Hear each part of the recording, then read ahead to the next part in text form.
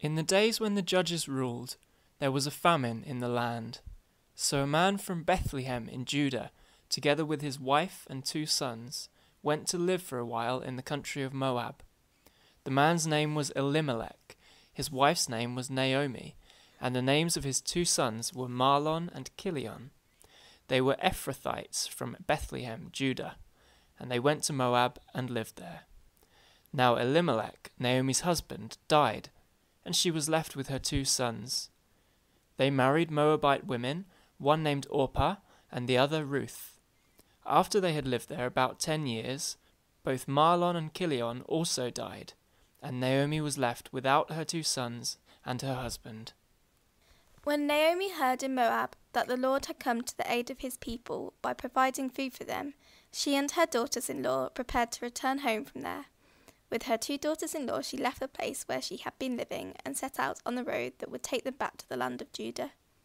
Then Naomi said to her 2 daughters-in-law, "Go back, each of you, to your mother's home.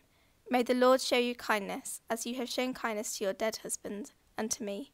May the Lord grant that each of you will find rest in the home of another husband." Then she kissed them goodbye, and they wept aloud, and said to her, "We will go back with you to your people." But Naomi said, "Return home, my daughters. Why would you come with me? Am I going to have any more sons who could become your husbands? Return home, my daughters. I am too old to have another husband. Even if I thought there was still hope for me, even if I had a husband tonight, and then gave birth to sons, would you wait until they grew up? Would you remain unmarried for them? No, my daughters, it is more bitter for me than for you, because the Lord's hand has turned against me." At this they wept aloud again. Then Orpah kissed her mother-in-law goodbye, but Ruth clung to her. "Look," said Naomi, "your sister-in-law is going back to her people and her gods. Go back with her."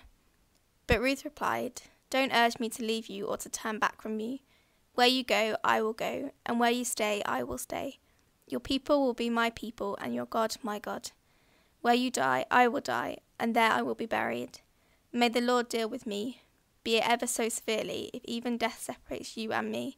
When Naomi realized that Ruth was determined to go with her, she stopped urging her. So the 2 women went on until they came to Bethlehem. When they arrived in Bethlehem, the whole town was stirred because of them, and the women exclaimed, "Can this be Naomi?" "Don't call me Naomi," she told them. "Call me Mara, because the Almighty has made my life very bitter. I went away full, but the Lord has brought me back empty. Why call me Naomi? The Lord has afflicted me. The Almighty has brought misfortune upon me." So Naomi returned from Moab, accompanied by Ruth the Moabite, her daughter-in-law, arriving in Bethlehem as the barley harvest was beginning.